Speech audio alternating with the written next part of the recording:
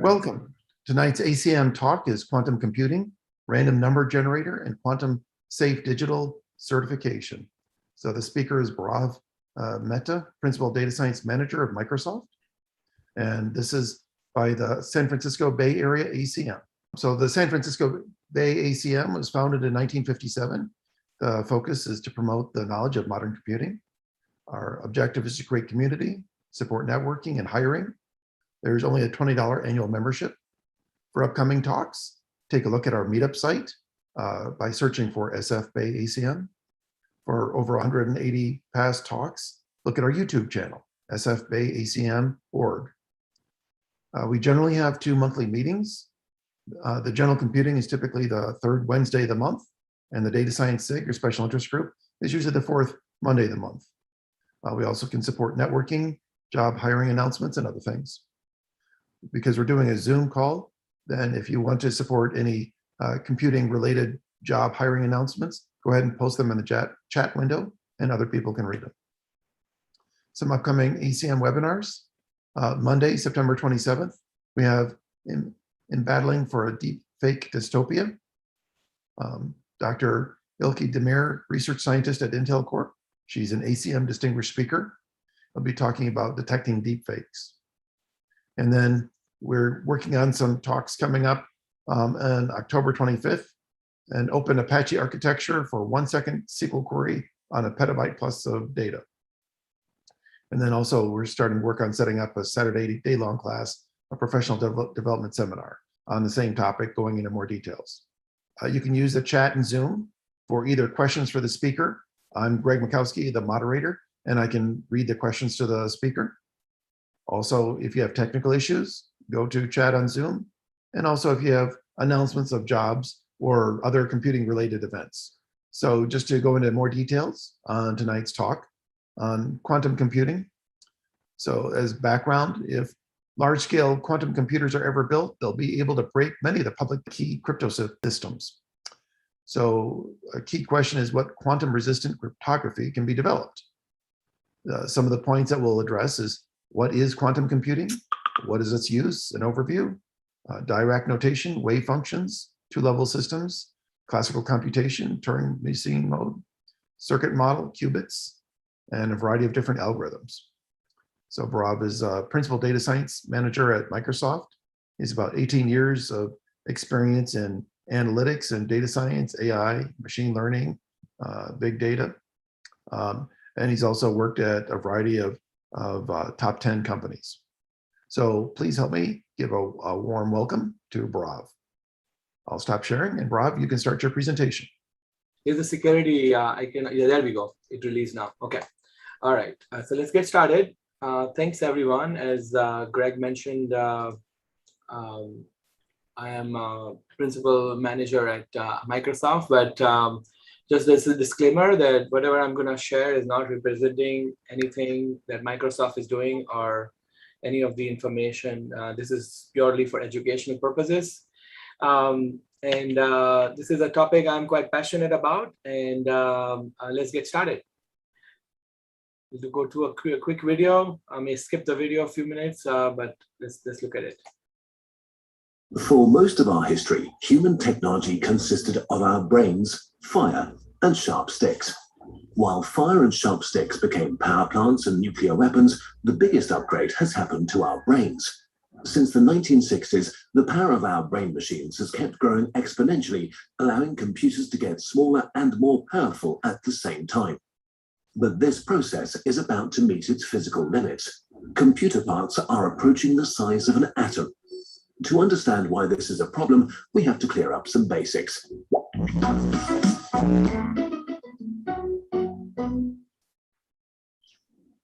A computer is made up of very simple components doing very simple things, representing data, the means of processing it, and control mechanisms.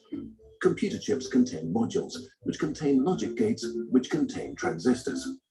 A transistor is the simplest form of a data processor in computers, basically a switch that can either block or open the way for information coming through.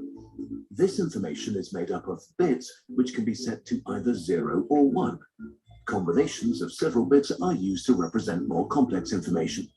Transistors are combined to create logic gates, which still do very simple stuff. For example, an AND gate sends an output of 1 if all of its inputs are 1, and an output of 0 otherwise. Combinations of logic gates finally form meaningful modules, say for adding two numbers. Once you can add, you can also multiply, and once you can multiply, you can basically do anything. Since all basic operations are literally simpler than first-grade math, you can imagine a computer as a group of 7-year-olds answering really basic math questions. A large enough bunch of them could compute anything from astrophysics to Zelda. However, with parts getting tinier and tinier, quantum physics are making things tricky. In a nutshell, a transistor is just an electric switch. Electricity is electrons moving from one place to another, so a switch is a passage that can block electrons from moving in one direction. Today, a typical scale for transistors is 40 nanometers, which is about 8 times less than the HIV virus's diameter and 500 times smaller than a red blood cell's. As transistors are shrinking to the size of only a few atoms, electrons may just transfer themselves to the other side of a blocked passage via a process called quantum tunneling. In the quantum realm, physics works quite differently from the predictable ways we're used to, and traditional computers just stop making sense. We are approaching a real physical barrier for our technological progress. To solve this problem, scientists are trying to use these unusual quantum properties to their advantage by building quantum computers. In normal computers, bits are the smallest units of information. Quantum computers use qubits, which can also be set to one of two values. A qubit can be any two-level quantum system, such as a spin in a magnetic field or a single photon. 0 and 1 are this system's possible states, like the photon's horizontal or vertical polarization. In the quantum world, the qubit doesn't have to be in just one of those, it can be in any proportions of both states at once. This is called superposition. But as soon as you test its value, say by sending the photon through a filter, it has to decide to be either vertically or horizontally polarized. So as long as it's unobserved, the qubit is in a superposition of probabilities for 0 and 1, and you can't predict which it will be. But the instant you measure it, it collapses into one of the definite states. Superposition is a game changer. 4 classical bits can be in one of 2 to the power of 4 different configurations at a time. That's 16 possible combinations, out of which you can use just one. 4 qubits in superposition, however, can be in all of those 16 combinations at once. This number grows exponentially with each extra qubit. 20 of them can already store 1,000,000 values in parallel.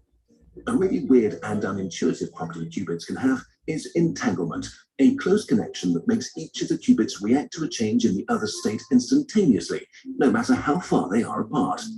This means that when measuring just one entangled qubit, you can directly deduce properties of its partners without having to look. Qubit manipulation is a mind bender as well.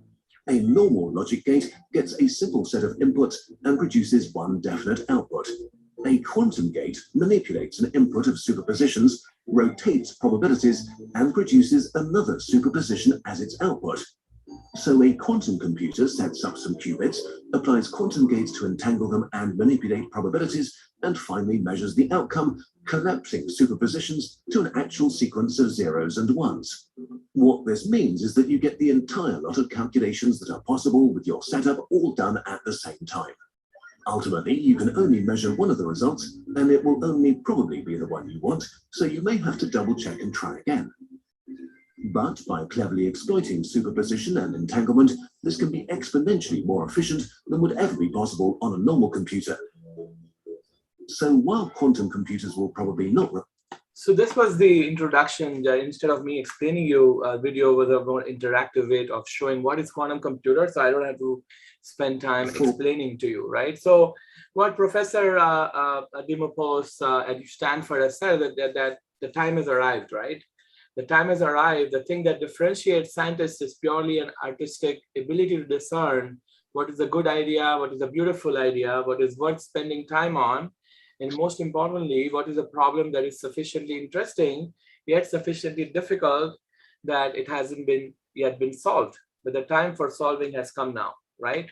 So if you are into quantum computing, this slide, will kind of help you understand electromagnetism, charge, electricity, energy,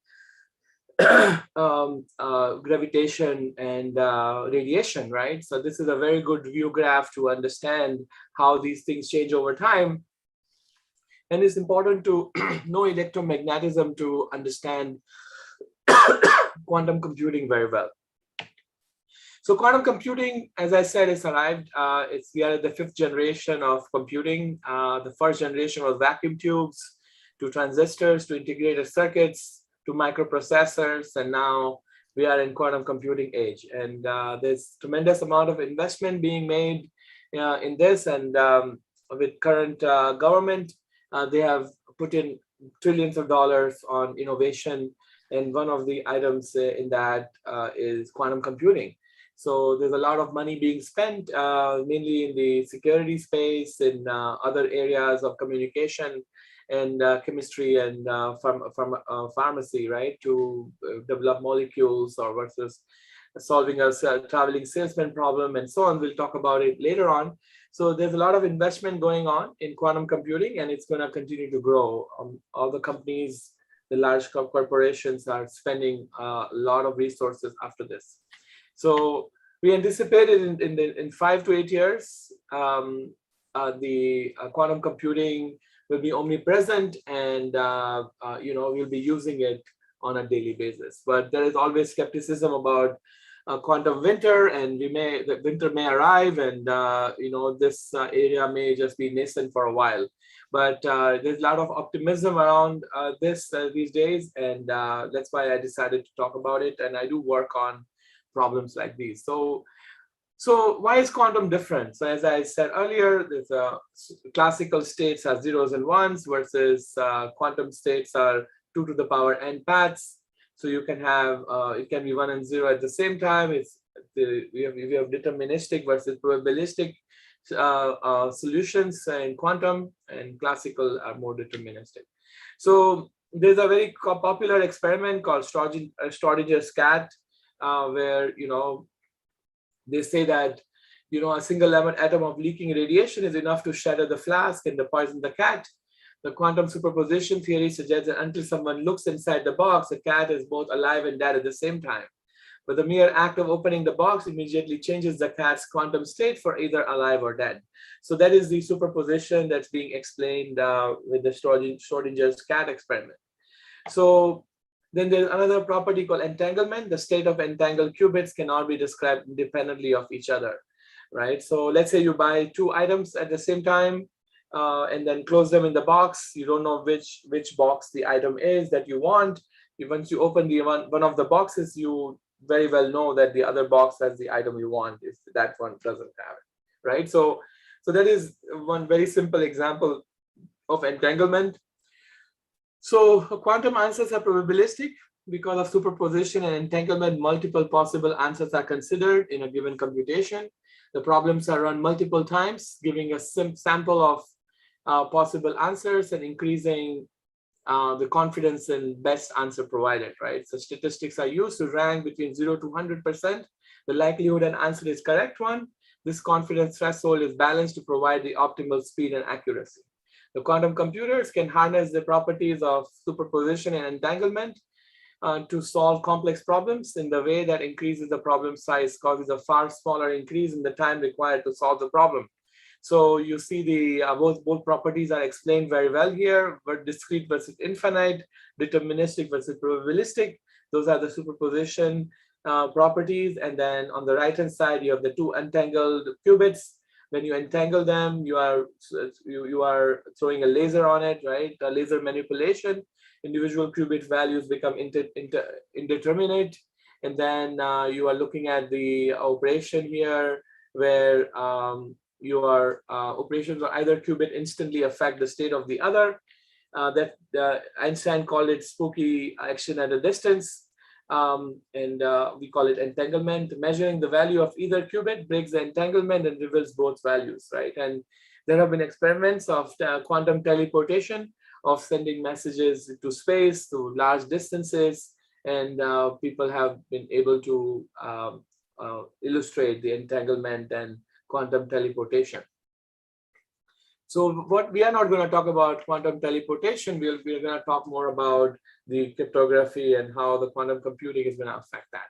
So this is a view graph of how the classical processes work versus how the classical algorithms work, like a waterfall you see on the left hand side bottom, and the quantum algorithms work can take advantage of parallelism afforded by superposition of states.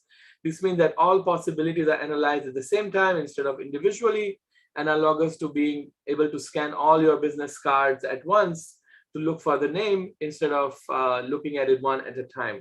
So quantum algorithm gives each card a probability of being right. After several iterations, the cumulative probability of target card will be higher than the others, even if the algorithm has to be run several times. There is a question of error correction. That's a problem right now with the quantum computers. The error correction is the biggest problem. The qubits are of not good quality, and the measurement have error. We'll show some illustrations later on that explains what is error and how can it be corrected. So classical computers have good error control, which enables robust outcomes despite imperfect components.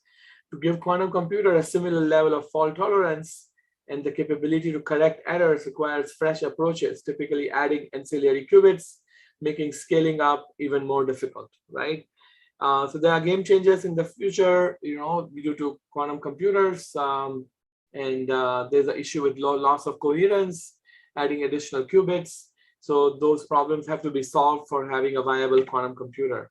So we are going through a second quantum revolution right now. So the classical applications for cryptography, finance, material and drug design, for advanced batteries or advanced drug design and machine learning. And now the quantum applications are quantum sensors, quantum clocking, quantum security, quantum imaging, and quantum thermodynamics, right? So we have quantum material versus quantum simulation.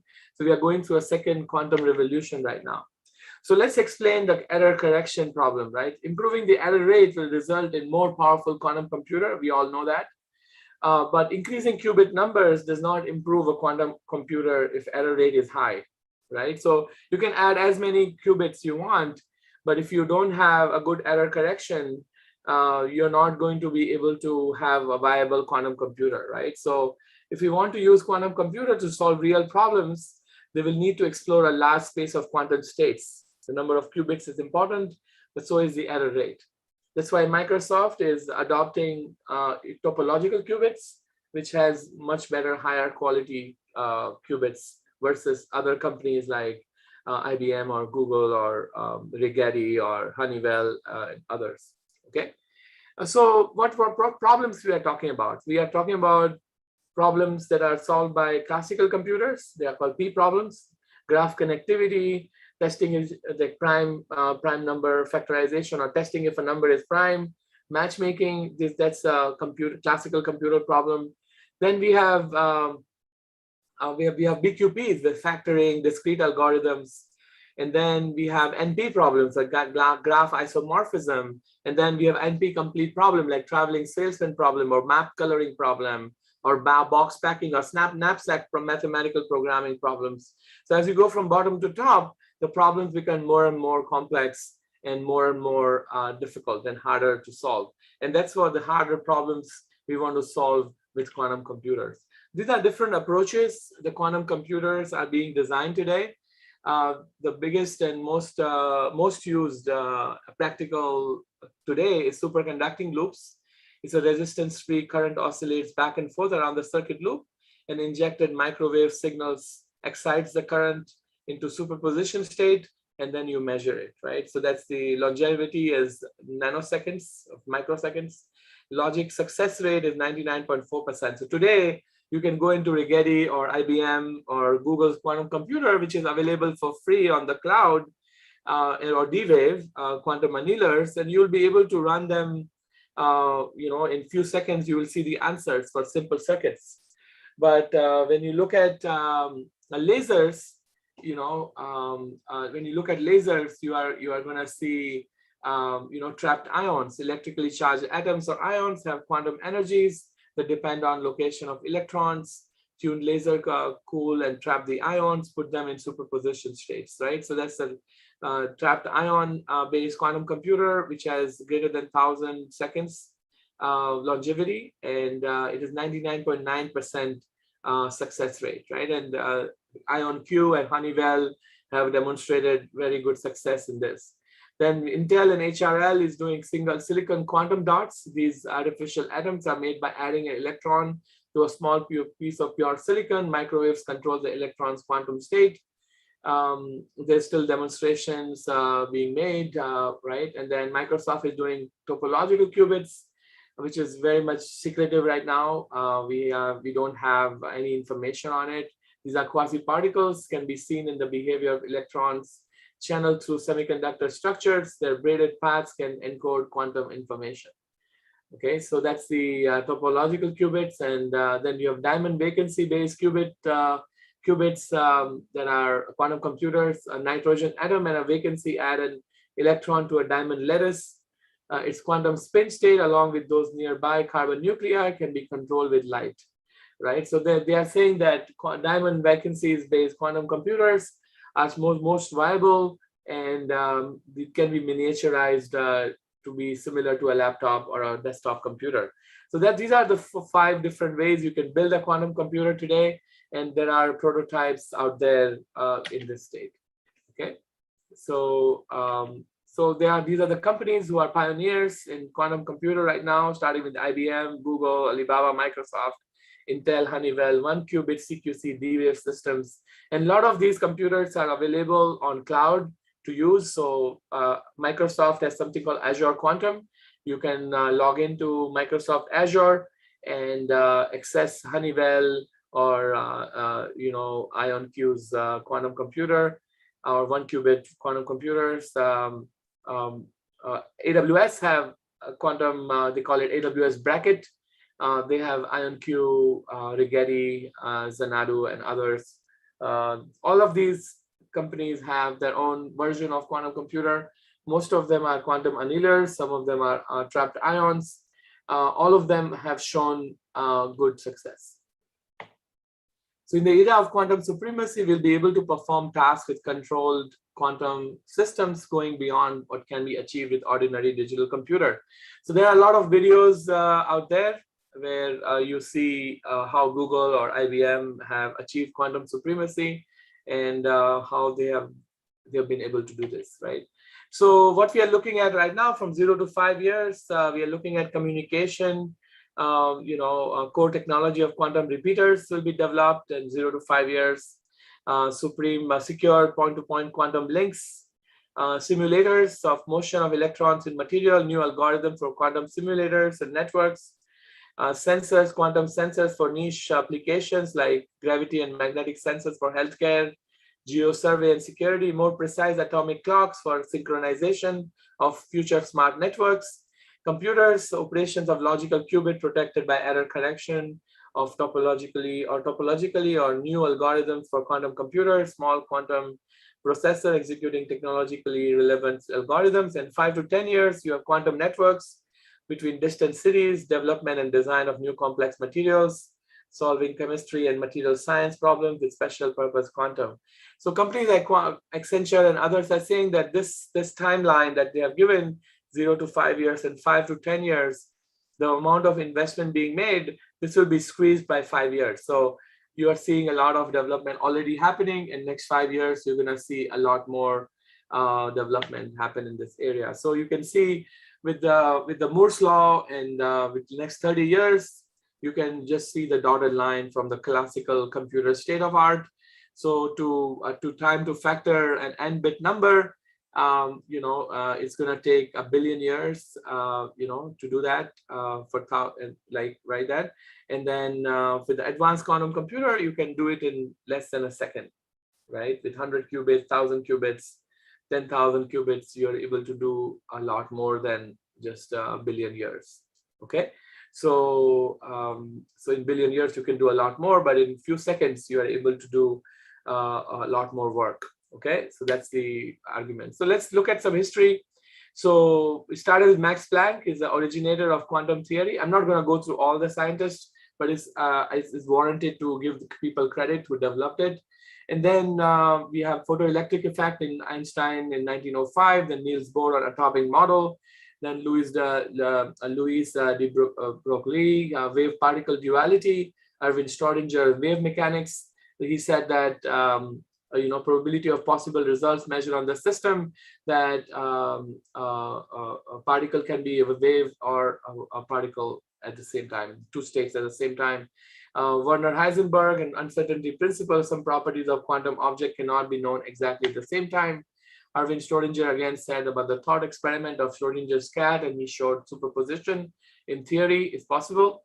And in 1935, thought experiment, EPR paradox, interaction of particles, both their position and their momentum can be measured more accurately than uncertainty principle allows. And they said that that's an entanglement, spooky action at the distance. Quantum object can affect each other over a long distance. Then there's Charles Bennett and Stefan Weisner, first use of phase quantum information theory and using entanglement as a communication standard.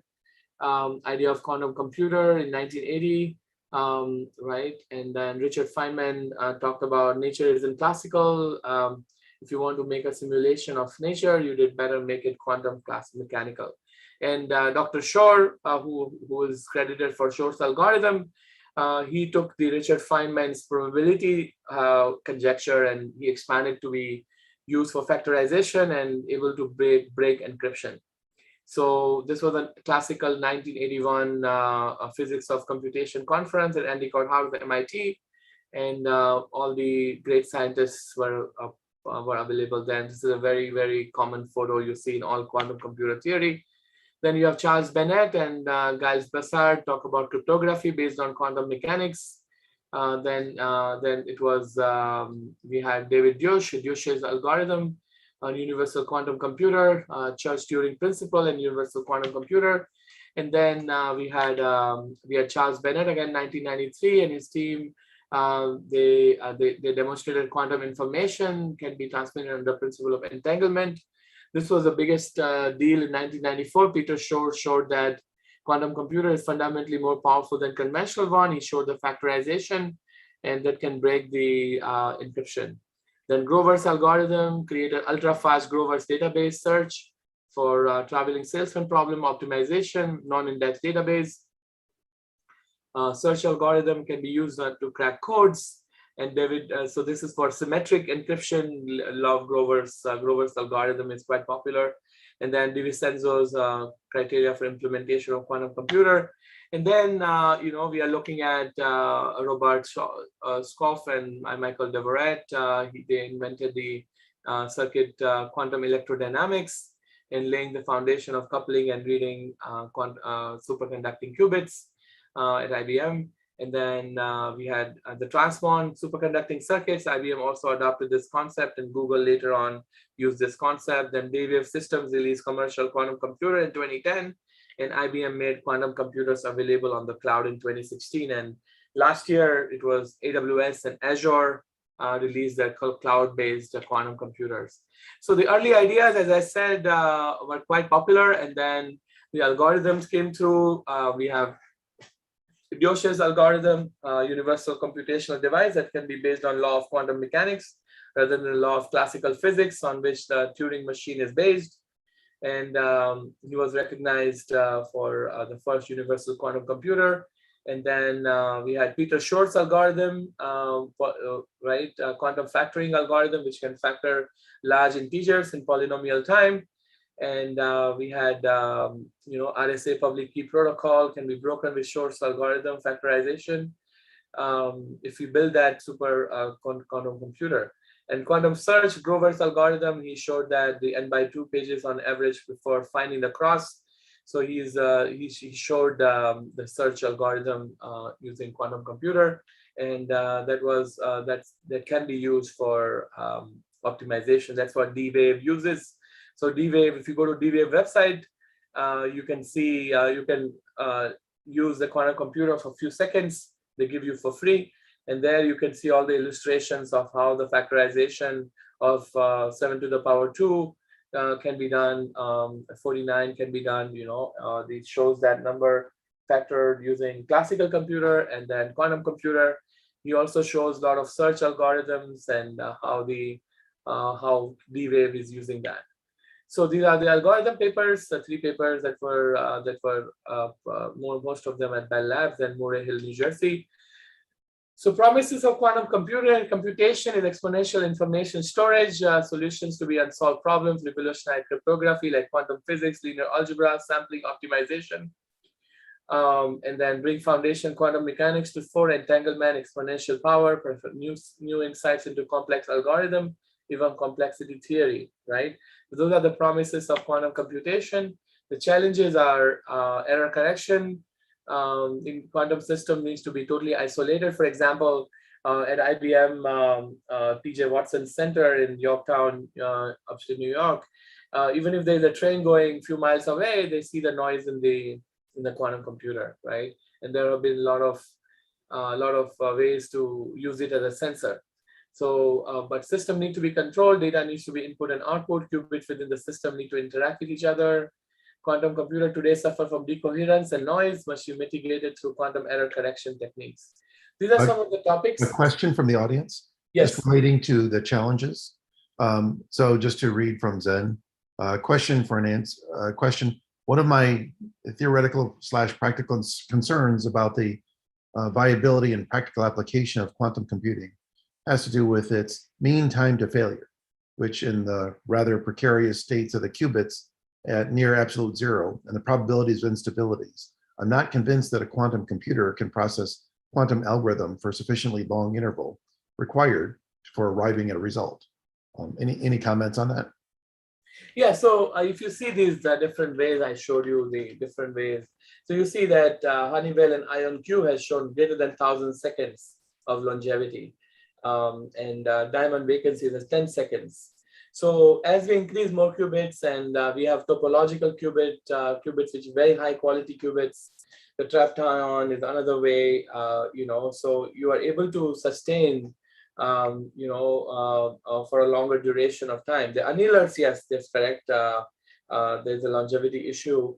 But, if you go to the IBM's quantum experience, you can run all the algorithms that I was explaining. You can draw a circuit and run that circuit through the real quantum computer, and it will show you errors. Quite a lot of errors, noise. You will see it, but it will solve those problems, right? And yes, there are challenges, but there are breakthroughs happening almost on a daily basis, and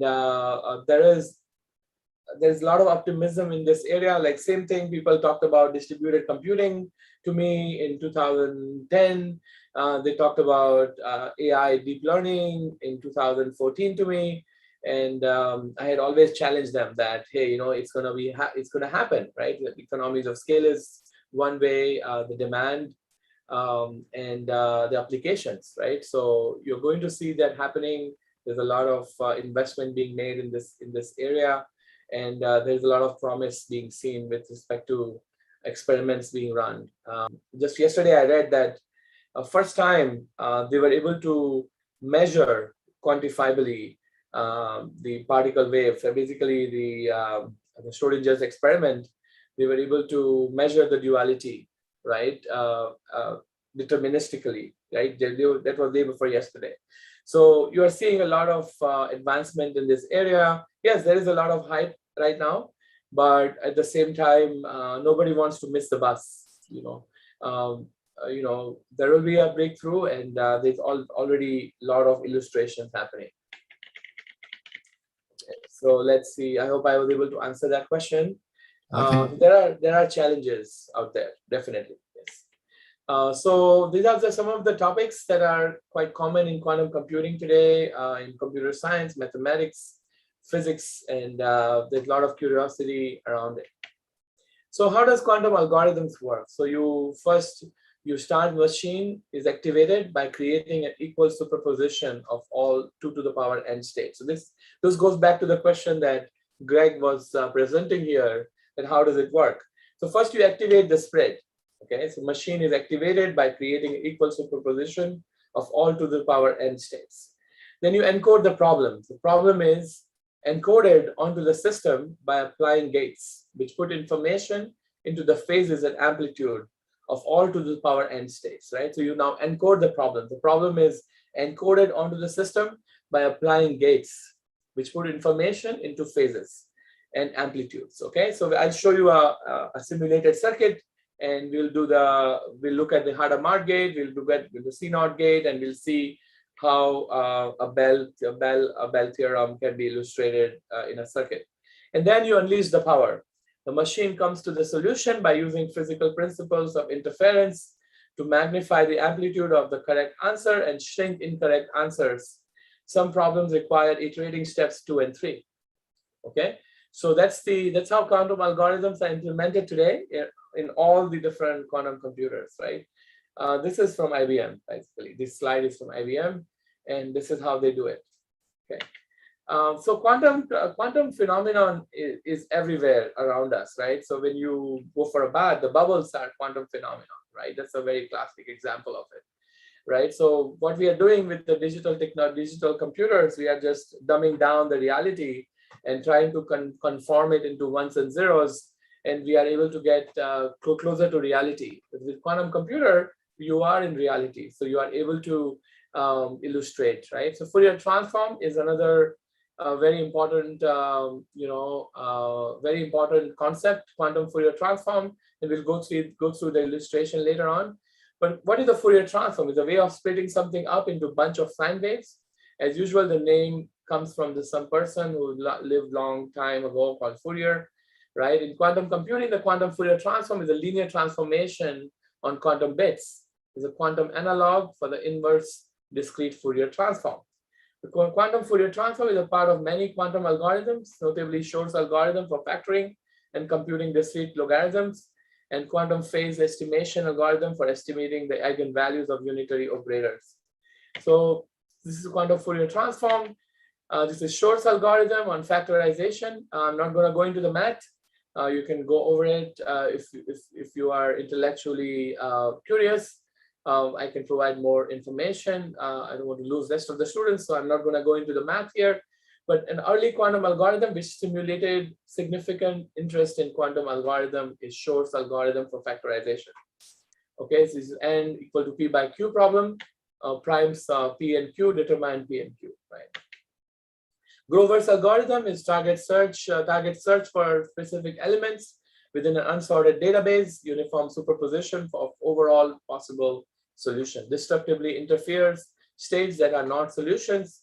And if the classical solution is O by n, O is a function of n, right? Grover's algorithm, O is the square root of n, right? Right, so that's the application of Grover's algorithm is versatile. We already talked about it. Quantum error correction is high potential for error to occur during calculations. That was the question. Currently available quantum computers are extremely noisy, and they call it NISQ. Somewhat a catch-22, noise is induced through outside interactions, yet we need to interact with quantum computer for input and output. The classical algorithm, we typically use redundancy to mitigate errors, not possible for quantum algorithm due to no clone theorem. Instead, need to spread the information on a single qubit on a number of qubits. That way you can reduce the quantum error. So this is the illustration I gave earlier. I'm just showing it again, just for your information. So let's talk about the meat of the talk here. The meat of the talk is the quantum random number generator and factoring to break encryption. So what is cryptography? So cryptography is the art of writing data so that it's not readable by unauthorized users. The cryptographic primitive is unlikely to be broken by adversarial techniques because of the computing power needed to do that if you are using the symmetric cryptography. However, recent technology development has cut this service life expectation in half. So NIST, rescinded the current public key standard of RSA 2048 released in 2016 and aggressively seek more complex cryptographic algorithms to thwart attackers. So you are seeing there was a recent publication where they were able to reverse engineer the logic used to give pseudo IDs or hash IDs to the IoT devices, and because they were able to reverse engineer it, they could create new IDs and they were able to new keys, and they were able to break into the IoT networks, right? So that was the one of the latest news in this area, right? Where that's why NIST decided to rescind this standard and go after more aggressive techniques, and we'll talk about it. A looming threat to this cryptographic standard is a new paradigm of computation, the quantum computer. So 94, Peter Shor formulated algorithm for quantum computer that would have the power to identify secret cryptographic keys in extremely efficient ways. The quantum computer will be able to implement Shor's algorithm at a relevant scale in 5 to 7 years. That is a projection by most of the companies and physicists and the consulting firms who are making decisions for investment. The strength of specific cryptographic primitives depends on secret key length and mathematical strength of the algorithm. Cryptographic methods rely on large key lengths along with computational difficulty of number theory problems such as discrete logarithm problem to provide protection from cryptanalysis techniques. So there are a lot of new techniques. They are computationally difficult of number theory problems. They are trying to solve it. So there are 3 ways to create random numbers.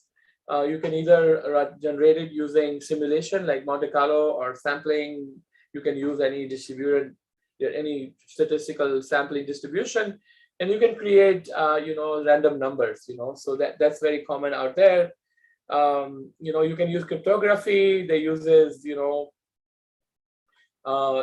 like thermal cycles of the CPU or other fundamental processes to generate keys that are currently used for banking, encryption, and QKD. We'll talk about QKD later on, quantum key distributions, and fundamental science, a loophole-free Bell state. So there are 3 ways to create random numbers today. So what is a quantum random number generator? Seek to be a new norm of generators of random numbers, not only in cryptography, but also in many other fields such as AI, Monte Carlo, such as simulation and sampling. So this QRNG, the quantum random number generator, apart from its technical merits, would have fascinated Einstein. So you would probably be happy that the theory of relativity led to the outcome, but the approach also suggests something about quantum theory, the random existence of which Einstein denied when he claimed that world does not play dice with God. Perhaps not, but mankind has figured out how to create its own superior, quantum-based and completely random dice, right? So you have branching path generator, time of arrival generator, photon counting generators, attenuated pulse generators, generator-based quantum vacuum fluctuations, and so on, right? Random scattering, optical parametric oscillators. These are different ways of creating quantum random number generator. But the simplest one I've shown you here. You put in your light source, you put it through your camera, and you create a random numbers through a smartphone, right? This is a very basic layman term of quantum random number generator. You're using the quantum principles to create random number generators. So algorithm plus seed, linear congruential PRNGs, cryptographically secure PRNGs. These are pseudo random number generators. And then there are true random number generators based on physical processes like chaotic random number generator or quantum random number generator. And we'll talk about it later on how it can be used for cryptography, right? So QRNG are ideal, right? Intrinsic randomness, unpredictable and private, uniform after post-processing. That's a quantum random number generator. So how do you build a practical quantum random number generators? You have side information, you have classical entropy. Quantum entropy sources could be mixed state, measurement devices, and environment introduces noise. There's a book from Springer by Stefan Shor, Ras, and Rayner, Quantum Random Number Generation, right? And it's a quite popular book out there. I would recommend you to read that.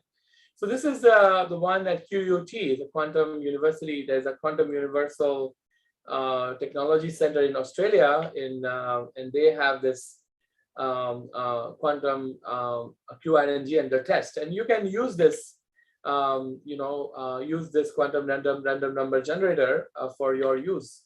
So the real-time secure bit generator rate of 3.5 greater than 3.5 gigabits per second, and it's creating random numbers as we speak. So this is the current view of how the quantum random number generators are created. I can go to this link here, and we will see in the browser, we will see there we go. Okay. So we'll be able to see, like, they give you access to their APIs. You can look at the, you see the binary number. These are true QRNGs being created as I'm speaking, and they have access to the API. You can use these, this is a scatter plot. You can see, or you can see blocks, alphanumeric blocks being created every time you ping the API. Okay, and you can access it from anything you want, right? You can have random hex numbers created. This is true random number generator at 3 Gbps being created. Okay, so let's go back to our presentation. So this is what I wanted to show you from the true quantum random number generator. Okay, so let's go back to our slide here that we were at. Okay, so this is your true quantum random number generator, and you can create it using various ways. Okay, so how is that used by Peter Shor algorithm? So you have a number to factor. So let's say you have a number 49 to be factored. So you enter that. It starts with random number generator with base B, modular exponentiation, quantum Fourier transform, passes through the quantum computer. You get the frequency sample, limit denominator. You do the b to the power half p and extra square root. Extra square root filter out non-factors, and then factor of r. So you are able to get a factor. You can factorize a number using this, and this has been demonstrated already. So Peter Shor showed that quantum computers could use quantum physics characteristics to efficiently solve these problems without relying on brute force, thereby rendering any information encrypted by our public key system vulnerable to decryption. Okay, because you are able to check brute force, like thousands, if not millions of keys at the same time using his factorization methods. This is his video. You can watch it on your own. And he explains like how he talked to Richard Feynman, and Richard Feynman inspired him. But Richard Feynman, he had an incomplete study. He didn't complete his work. He didn't illustrate the work. That a probability doesn't have to be from 0 to 1, but you can have a negative probability and positive probability. So that's what Peter Shor is explaining here. And he's able to explain you how the quantum Fourier transform works and how he uses Richard Feynman's technique, like published papers to develop, from the conjecture from Richard Feynman. He was able to illustrate those and practically, right? And he also shows that, how he developed those thoughts while he was at Caltech during his dissertation. Okay. So that's the so breaking encryption. There are two very main techniques that cryptanalysis attackers use to break these algorithms. And there's nothing new about it. Everybody knows the reverse engineering, right? So they use reverse engineering of mathematical operations performed in algorithm. It's a result of human error on software development. As there are a lot of ways, like they call it supply chain attacks. When creating encryption and decryption programs, developers may inadvertently make a mistake in implementation of the mathematical operation, opening a door for attackers to circumvent the cryptographic methods through reverse engineering. Okay, or there's a brute force approach. Guessing the secret key is brute forcing a properly implemented algorithm with a sufficiently complex key is often impractical for attackers. The brute forcing by checking every possible key could take centuries of computing time. The brute force attack remains bastion of supercomputers. And then quantum computation takes an entirely novel approach to cryptographic technique by transforming number theory problems into problems a quantum computer can solve with greatly reduced computational difficulty.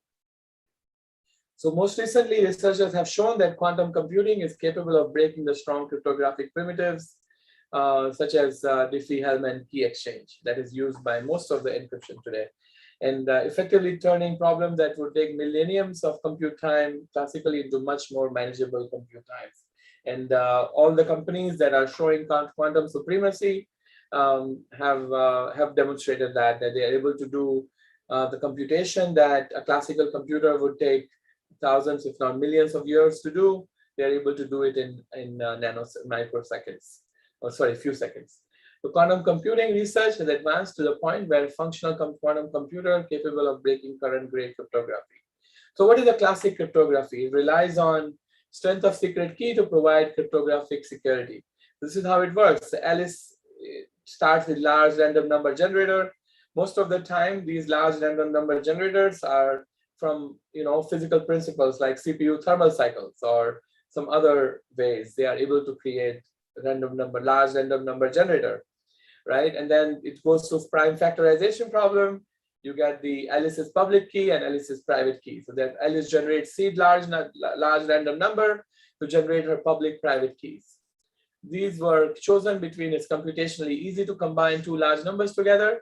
However, it's computationally difficult to go to opposite way, right? You can't determine the original number where if only given one. Okay, so that's a principle they use. Some of the names of it is prime factorization problem or discrete log problem or elliptical curve methods that underpin the cryptographic schemes. So the right hand side, how PKI works, uses Alice's public key. Anyone can encrypt a message to send to Alice that she can decrypt with her private key, right? So that's a standard asynchronous asymmetric cryptography, and how PKI is used to create symmetric keys. Left hand side is the fundamental. Now, how do we create random secret symmetric key? If Alice and Bob both generate private and public keys, they can talk securely. Alice can use Bob's public key and her private key to generate the same secret key, and Bob's private key and her public key. Exchanging secret keys this way is called Diffie-Hellman's key exchange. All the a lot of the fundamentals of blockchain and others, they use Diffie-Hellman's key exchange. Symmetric key encryption and decryption. Now that Alice and Bob both have the shared secret key, they can encrypt messages on one end and decrypt messages on the other without ever having transmitted the key, right? So this is how the current private and public key cryptography schemes work, regardless of algorithm used. Okay. So what is the future of cryptography today? Right now we use AES, DES3, 2019 traditional symmetric key cryptography. By 2023-24, we have DSA, RSA, ECDSA, DH, traditional asymmetric key cryptography. And then by 2026-27, we'll have the lattice-based, code-based, hash-based, post-quantum cryptography. We'll talk about it in a moment. And then 2028 beyond, you are going to have the high-performance QKD OTP encryption, which is true quantum, key distribution. So first, you need 100. Right now, we are 2019. We are talking about 100 qubits. 2025 will be at 600 qubits, and by 2028 will be 3,600 qubits. And that's when all the floodgates will open. That is not too far from today. So transition to quantum safe cryptography, right? So the first phase involves improving classical cryptography by transitioning to quantum resistance algorithms. So what we have to do is we have to just use the current cryptography and add additional guard bending, or use lattice based, or you replace the number theory based key generation to more robust lattice or hash function based cryptography, right? Hash can be only used for symmetric. Hash cannot be used for asymmetric, but you can use it. So researchers have been working to create cryptographic schemes that preserve existing cryptographic infrastructure, but swap in number theory problems that resist attacks by quantum computers, right? So they swap the number theory with something else. This would make it possible to replace just one small piece of public key infrastructure, the combined key space, with quantum resistant algorithm like lattice-based and hash-based cryptography. And NIST has already recommended everyone to move to lattice-based cryptography in few years' time. Right, so NIST released this next quantum resistant. Question in the previous slide. You had mentioned Grover's algorithm on that slide. Yes. Another question from Zen. Performance of Grover's algorithm depends on the bandwidth of the interface to the external data store. Does it not? Yeah, that is correct. I mean, they have found breakthroughs in that also. I can share with you a paper on that and how they were able to overcome that problem. Okay. Yeah, I mean, I can show you that paper in a moment also. Okay. So I do agree with you totally that yes, that is correct. It's dependent on the base that you were referring to. and I can show you how they were able to overcome that. So factorization. A question for me, Greg, Yes. is everything you're talking about is qubits, but not the duration. So in the slide, you're talking about the different hardware technologies. There was two attributes. One is the attribute until the quantum entanglement degrades, and the other was the number of qubits. And here you're only talking about the qubits, but not the duration of it. Yeah, that's something that's a very good question. And so all those numbers and the illustration have been taken from publications. All this work that I'm showing you here is from consulting firms like Deloitte or Accenture or Boston Consulting Group or McKinsey. So I'm showing you the very, very peer-reviewed and proven numbers and illustrations. I've not created them. So I put reference in the bottom of the slides, and maybe I missed it, I will add it. So so I can send you the supporting publications. So that no, it's just more of a curious, is there, I mean, that's if everything is focused on qubits, but not the duration. I totally if you have a lot of qubits, you know, if you need to run an algorithm for 5 seconds, but things dissipate after 0.2 seconds. Right. That's why they want to distribute it to many qubits, so they can if one qubit will disappear in 0.2 seconds, but then you will have other qubits, you know, one after the other or in a parallel, right? So I see. Yeah, just for faster exponential search. Exactly. So more qubits, you can do a lot more. If and only if you are able to correct the errors, right? So that is the biggest challenge right now, and I'm very optimistic about that they will figure it out. So so there were Honeywell and Google both published an article 2 weeks back saying that they are able to correct errors as they are producing more qubits. So that was a breakthrough in error correction. And also there was a dual state material. You know, Google had published an article that they were able to see the duality of the material, right? They published an article and showed the data and calculation how they were able to see dual states, you know, of the quantum material. So that was a breakthrough 4 weeks back. So researchers have been working on cryptographic schemes that preserve existing cryptographic infrastructure but swap the number theory. This would make it possible to replace just one small piece of public key infrastructure, right?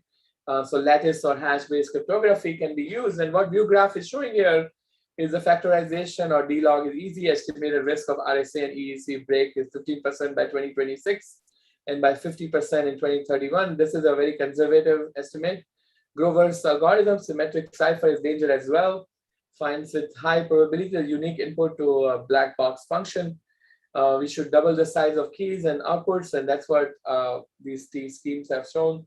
So RSA, ECC, DSA, DHA, DH is game over. Symmetric encryption, larger keys, hash functions, larger outputs, and then they are talking about bulletproof, ZK Stark or Ligero. These are all the different ways to have a quantum safe. So quantum computer current state, you know, quantum qubits and gates, billions of gates, 6,000 qubits, RSA 3072, ECC 256. Google Bristlecone is 72 qubits. Largest number claimed to be factored is 200,099. D-Wave announced 2,000 qubits quantum computer, but targeted to AI. It's controversial. What they call it the qubits. And then one-time hash key, ZKP, ZK Stark, Ligero, Science, Sphinx, Ring LWE, New Hope, pure quantum algorithm, blockchains, WOTS, BPQS is 10,000 times faster. They're able to show they are more quantum safe. Okay, it's the current state.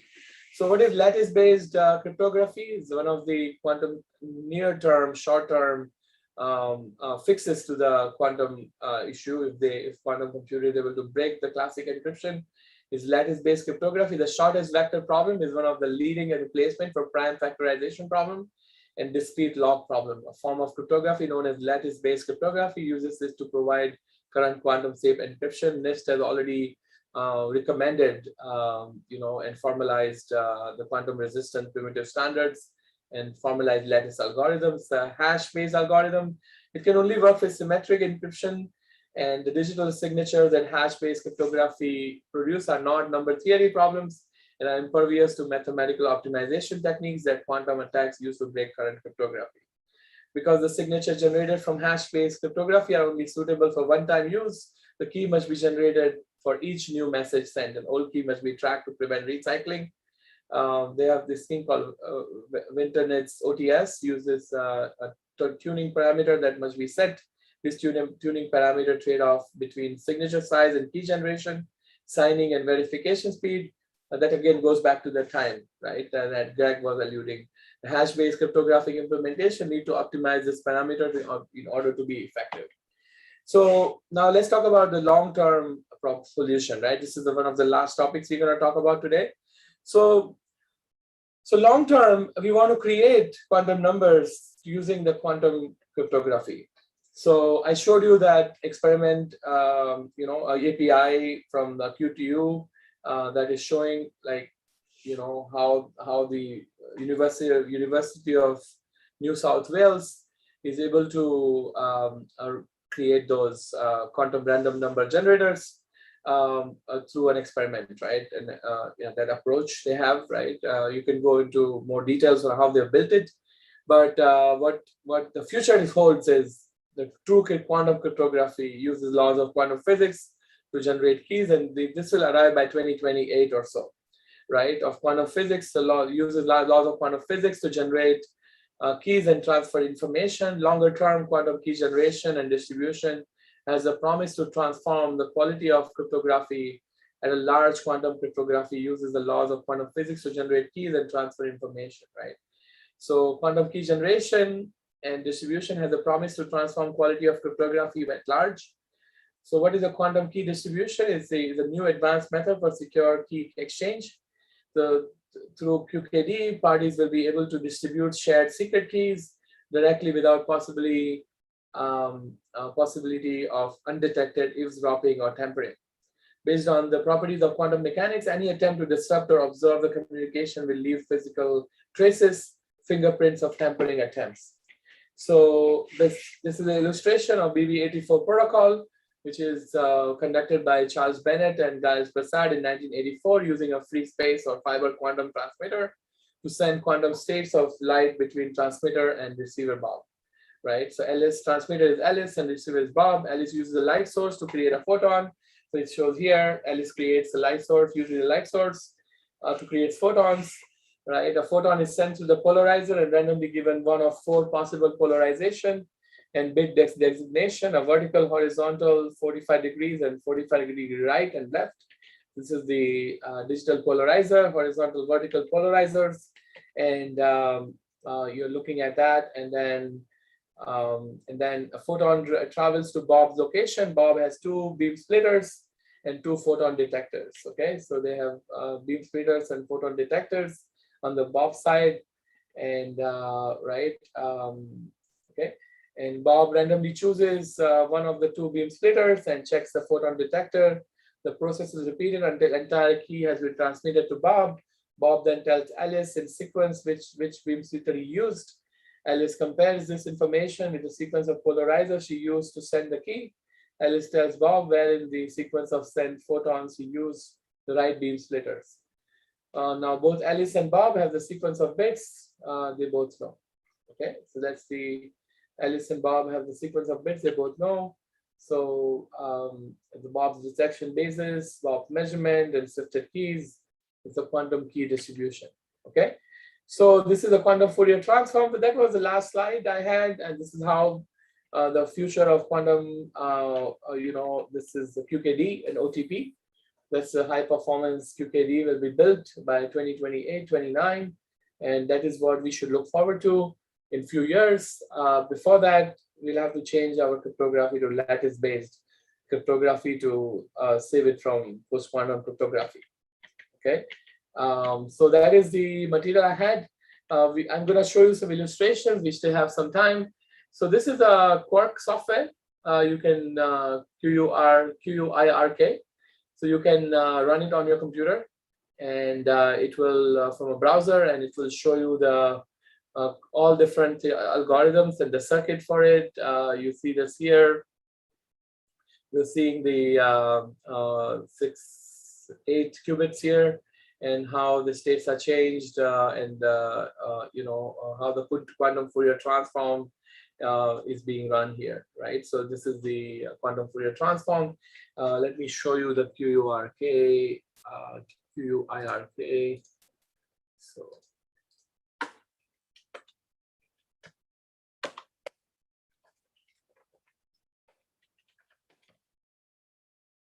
So you can run this quantum circuit simulator. This is a Grover search. This is a Grover search circuit.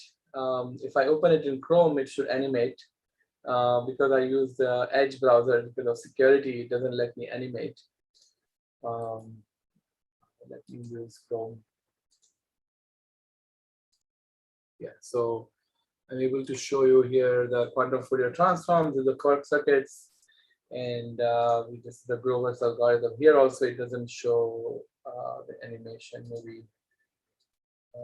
Yeah, so this is some examples of circuit. I'm not going to go into the details of how to build the circuits, but you're most welcome to enroll in my training. I'm offering my training here in 2 weeks.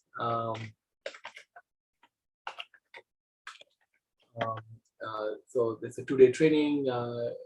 It's a charitable work. It's very nominal price on September 25, 26. So you're most welcome to, I'll paste the link in the chat here in the meetup. You're most welcome to attend, and we'll go through all the details. I also want to show you some illustrations based on the link workshop I have built here.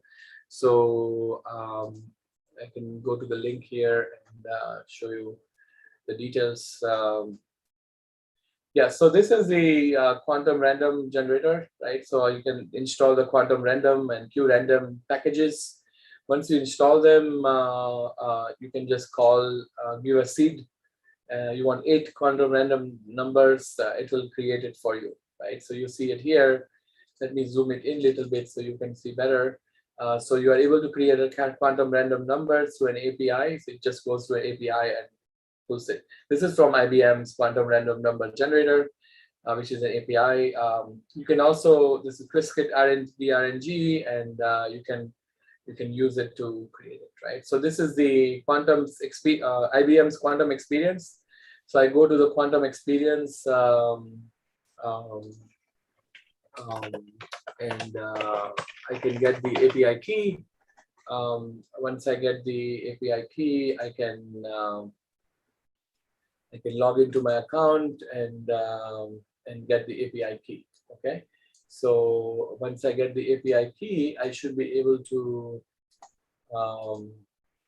once I log in, I should be able to get the API key from the IBM Quantum Experience, right? And then be able to, I have to figure this out, right? But once you log in, you'll get the API key, and that's what I was trying to show you here, right? Okay, let's go back. So once you get the API key, you paste it here, and through the Google Colab, you can access the quantum computer at IBM. This link is in the presentation, so you can use that link, right? And then these are all the machines that are available on IBM's Yorktown Heights and other places where they have. So these names are just names of South American or other parts of the world. It's not where the computer is. They just named it this way. Okay. They have also simulators you can use. You can build a quantum game and compete with classical gaming, with quantum gaming. You can build that. Qiskit from IBM is quite resourceful. And then you have you can use the quantum backend, or you can use simulator. So here I'm using quantum backend, and this will create the least busy quantum computer, and this is the least busy quantum computer, QX2, and I'm able to run the circuit, and this is using the quantum circuit. You see 0.5. So ideally it should be Bell state, so 0 and 1, 50-50. But because there is noise in the quantum computer, because I'm using a real quantum computer, you are seeing a little bit higher, like 0.505 and 0.495 here. This is the Bell state circuit that I have. There's a Hadamard gate, which puts the qubits in superposition. And then you have a C0 gate and then you measure it. Okay. So those are that's the actual programming, is that graph? Yeah. So you just draw a circuit. You can go in. Let me see. I don't remember my. Let's see if it's able to log in. Yeah, there you go. Okay. So, okay. So let me figure it out. Maybe later on I can show you. But you can always build the circuit, right? Let me go back and see one more time. I'm gonna try it. Okay.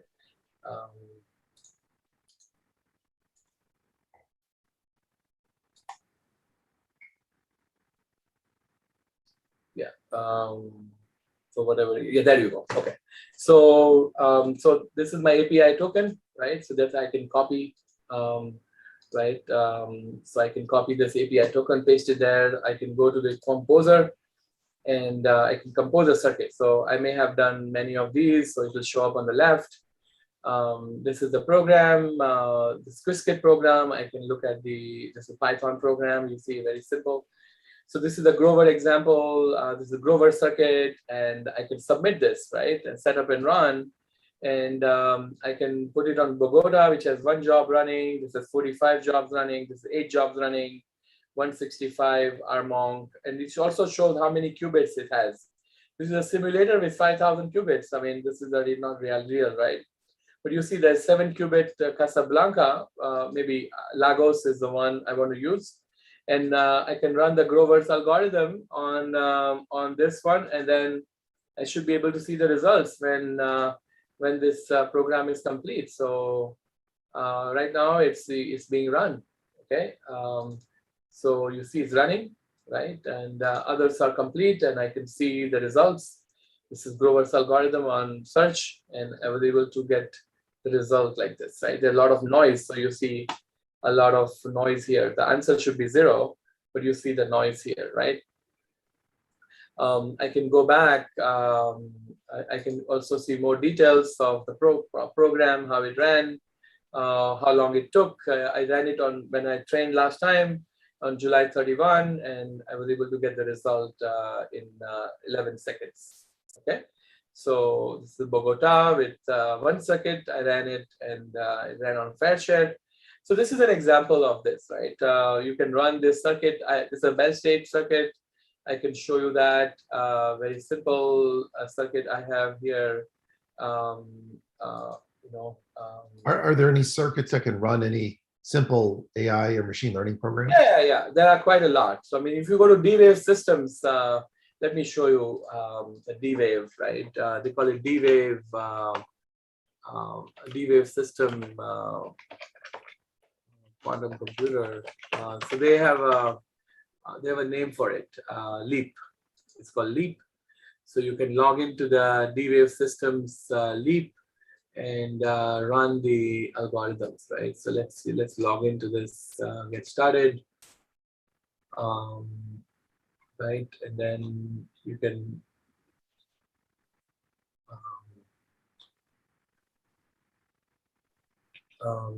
start with the Leap. So there's a D-Wave GitHub, so you could search their GitHub. Yeah, they have all these. They have thousands of problems. This is it. So you go here and you can log in here. Yeah, so it asks me the code. You know what? Let me pause it. Just go through this.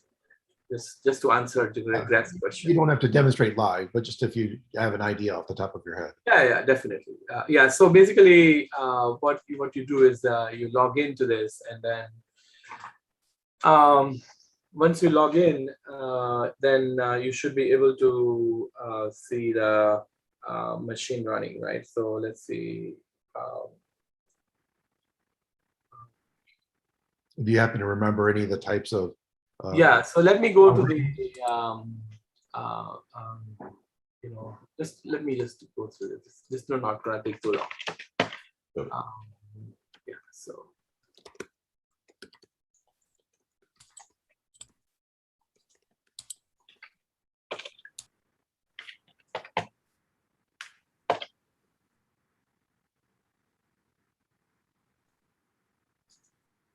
Yeah, so this is the code here. So you put the code here and then it will let me in. Okay, so probably I've exhausted the few seconds they give me. So expired, right? So I've expired it. But you can see, you can look at interactive demos, you can look at examples, like there are all these tens of examples like Sudoku, and queens, nudge scheduling, satellite placement, simple ocean example, QBoost, pipelines, maximum cut, maze. They have a lot of examples, right? Image segmentation, graphing, factoring, graph coloring, map coloring. So they also benchmark the classical versus you know, you can do social network analysis, you can do factoring, and other examples, right? So you can, it's freely available. You can go to GitHub or interactive demos. You can download the notebook. They have ocean software you can write, like for the nerds scheduling problem. You can open their IDE, and it will open their IDE, and you can run the program here. I mean, I'm already helping few startups to implement this into their product, you know. So they're able to show like simple examples, you know, like supply chain problems. They are showing one way to do it, you know. So because I've exhausted my my budget here, I have to create a new account to get another 15 seconds of quantum computer time. But you can run this, basically. You can run this program, right? And be able to, this is your nudge scheduling.py program. This is your Python program. You run it, and it will, when you run it, let me show you. Probably it will run. So now it's running. You see, it will say I've exhausted my time. Yeah, see, I've exhausted my time, so it didn't work. But if you have time, you will be able to run it. Okay, so that's the example of what works. And then, so this is a circuit I showed you in the IBM. Let's look at the Grover algorithm. Yeah, it completed. You see. So it completed and it gave me the results, right? And it ran it on a real cube quantum computer. Then, you know, I'm running the backend simulator, and is able to do a lot more work here.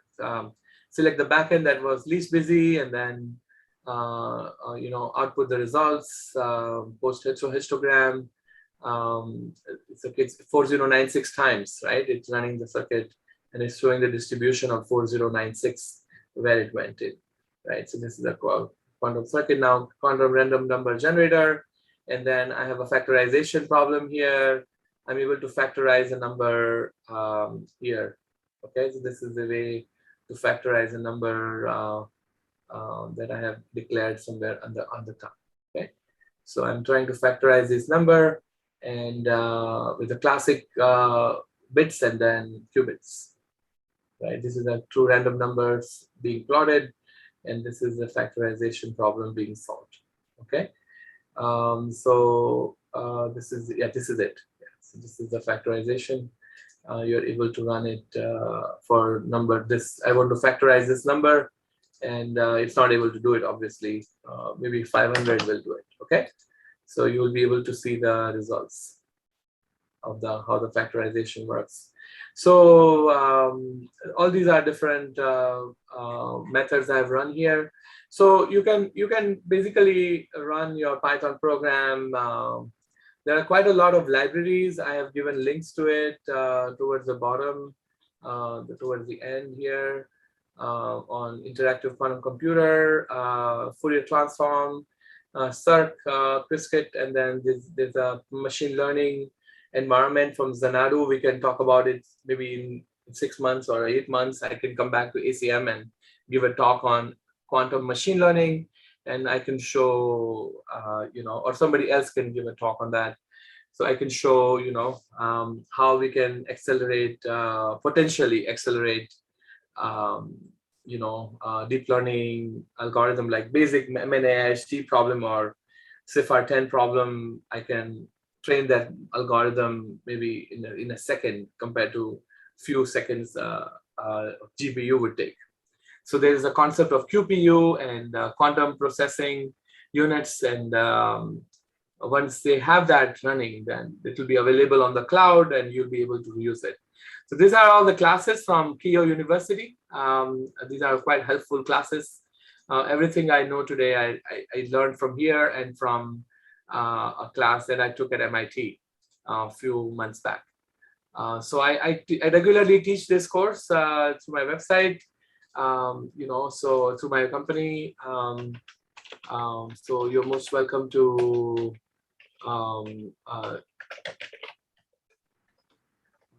visit my site. I'll put the link.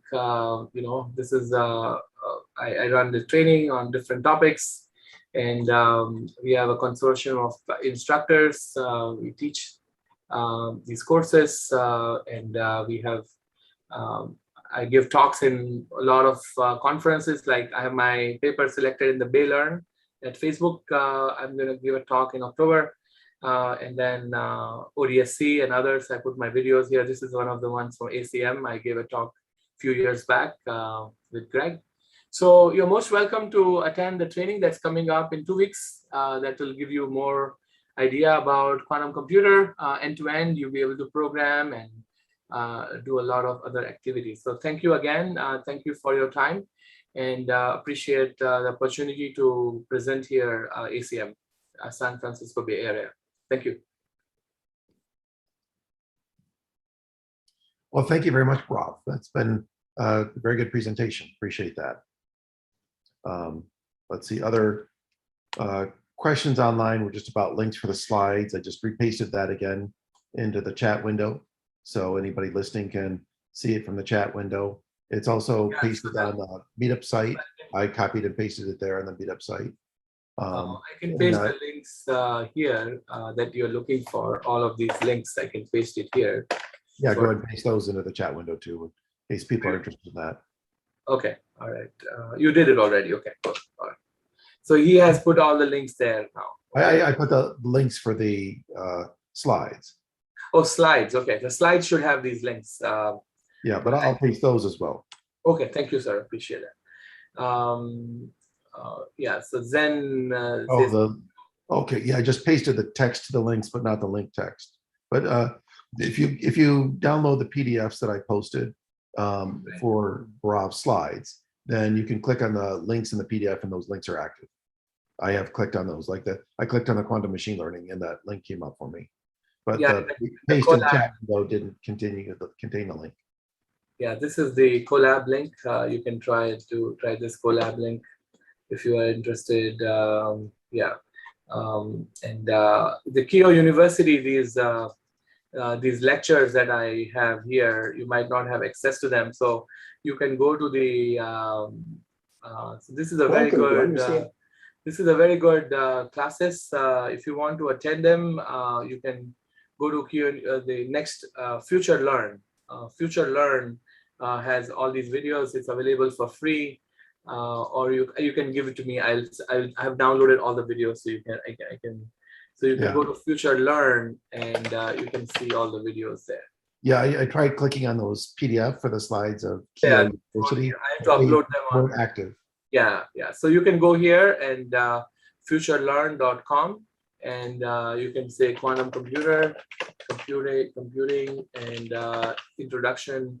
You can see the videos, understanding quantum computer, and here this is the course. You can log in with your username, password. They give you like a month free, so you can access all of these videos I have posted here, and watch it. Okay, they have a lot more material. Future Learn quantum computing link into the chat window, just to make it easy for people. Oh, thank you, sir. Appreciate that. Yeah, so thank you everyone again for your help, for your time, and I look forward to meeting you guys. Thank you. Okay, and you've had a number of thanks on the chat window, so please consider that the Zoom equivalent of applause. We'll have to figure that out. What's the Zoom equivalent for applause? Right. Okay, very good, sir. Thank you. Bye. Take care. Thank you.